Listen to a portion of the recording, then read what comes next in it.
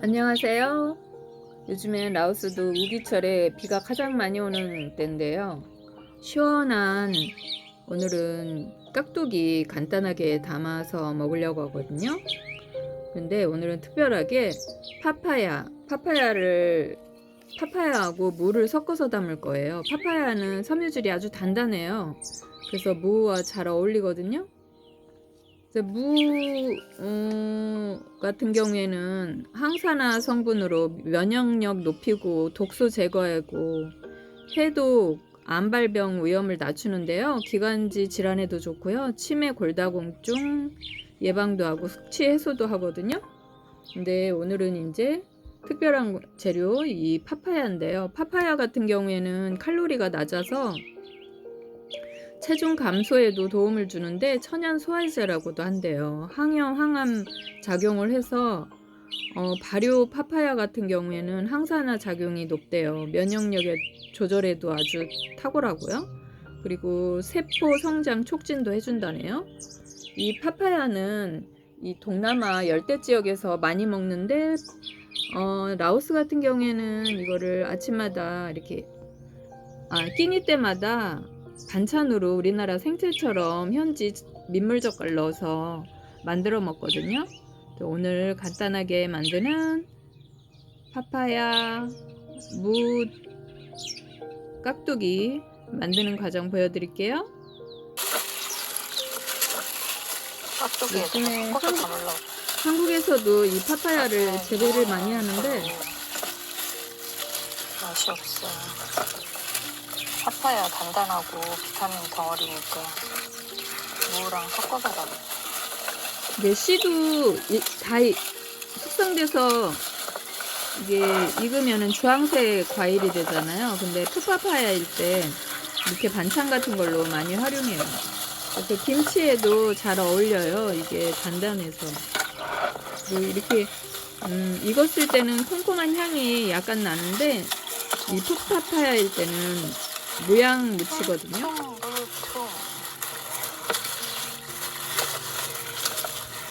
안전하게 이렇게 울퉁불퉁 생겨서 이거를 감자 까는 칼로 까면은 안전해요. 그리고 반 자르면 여기에서 씨가 나오는데 한국 같은 경우에는 씨 없이 생산을 한다고 하더라고요.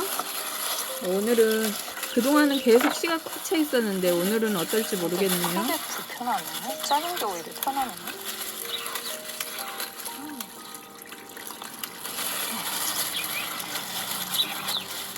라오 밥상에는 항상 이 파파야 샐러드가 올라가요. 파파야 샐러드라고 해서 보통 우리가 먹는 그런 샐러드가 아니라 우리나라 생채처럼 파마늘 양념 넣고 다른 과일도 넣어서 아니면 해산물 같은 거 넣어서 먹거든요. 우리나라 김치 겉절이 먹듯이 나는 이걸 생채처럼 민물젓갈 넣어서 우리나라 김치 양념 들어가는 거랑 거의 비슷해요.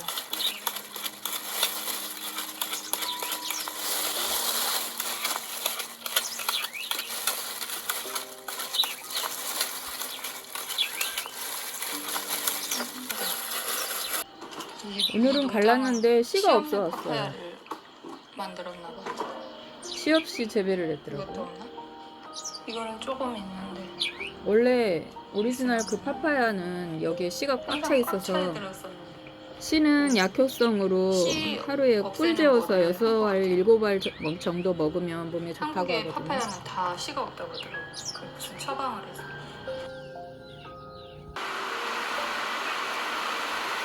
우리나라는 이 무를 많이 활용하죠.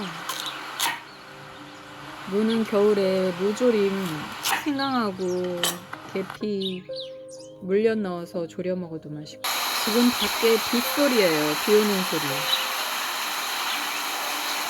비가 깍두기 담으려고 했는데 비 엄청 오네. 지금 한 열흘째 비가 이렇게 오고 있어요. 한 2, 3일 만에 계속 추적추적 내리더니 오늘은 제대로 내려. 파야, 무 반반씩 섞어서 깍두기.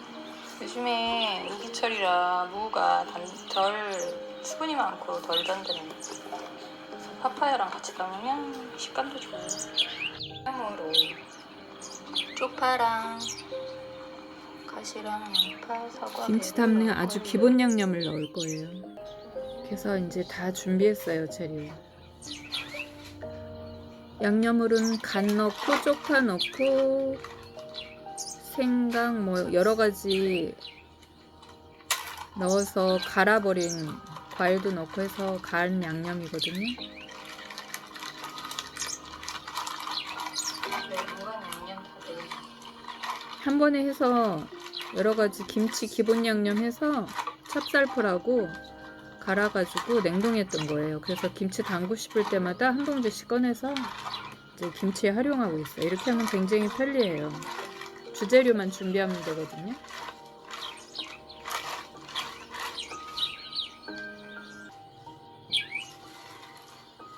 무하고 먼저 주재료에다가 설탕하고 아니 설탕이 아니라 소금하고 뮤슈가를 버무려 놔야 돼요. 소금하고 뮤슈가 넣어서 가볍게 버무려 놓고 이제 다른 양념 준비를 하면 돼요.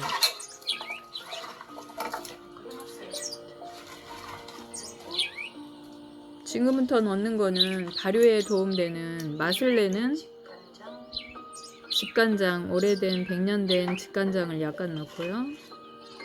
옛날 경기도 지역에서는 집간장으로 김치 담아 먹었다고 하더라고요. 이거는 발효 과일액, 참치액, 멸치액젓. 이게 다 발효시키는데 맛을 내는 도움되는 것들이에요.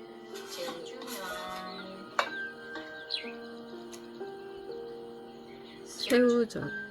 가장 기본이 되는 젓갈이 새우젓이죠. 다른 젓갈 들어가면 싫은 분들은 시원하게 담으려면 경기도 충청도식인 새우젓만 활용하면 시원한 김치가 되죠.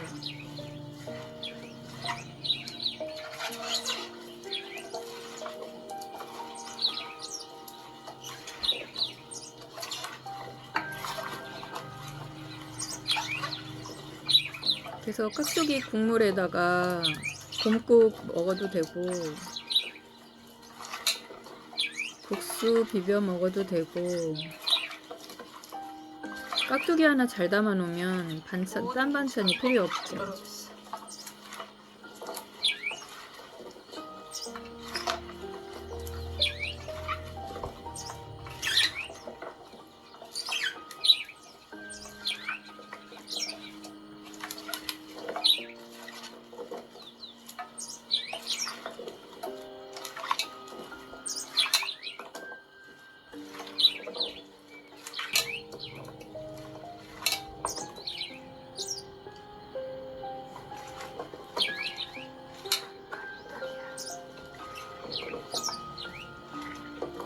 깍두기 담을 때 파김치를 그냥 반만 잘라서 넣으면 파김치 대신으로도 함께 어우러져서 먹으니까 더 맛있고요.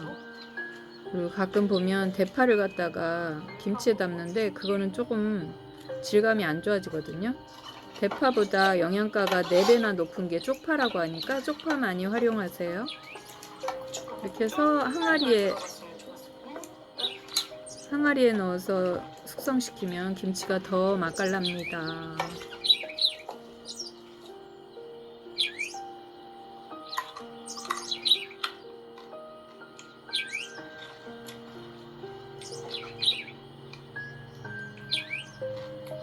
그래서 맛도 보니까 아주 떡 떨어지는 맛이었어요.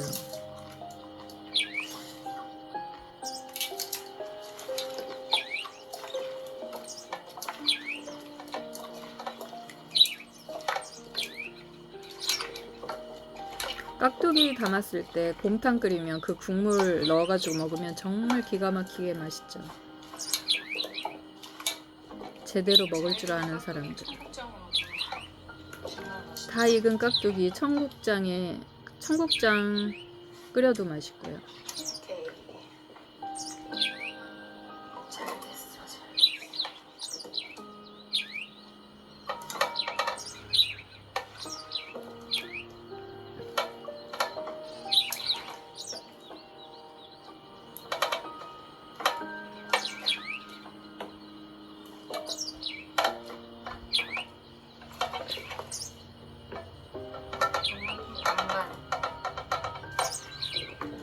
일반 깍두기였어.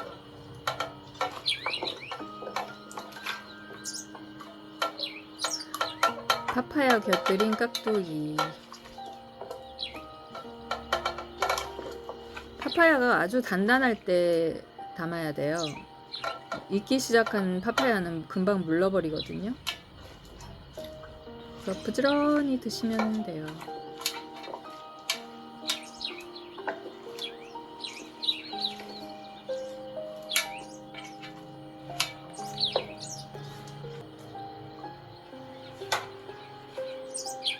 오늘은 제가 파파야를 좀 양을 더했더니 항아리가 꽉 차고도 남네요.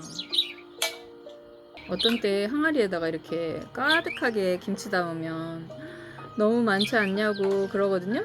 어떤 분들은. 근데 이제 그런 분들은 대부분 이국 땅에 사시는 분들, 떠난 지 굉장히 오래돼서 즉석 김치를 많이 담아 드시는 분들이 많아요. 보관하는 것보다. 그러고 나서 이제 김치가 익었을 때 그 활용하는 거를 잘 모르시더라고요.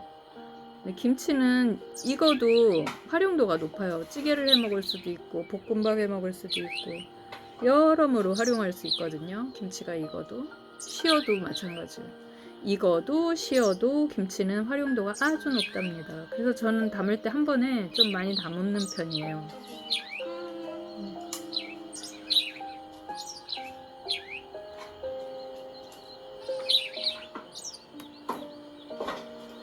세균 변식하지 말라고 위에 곰팡이 끼지 말라고 소금을 약간 쳐주는 거예요.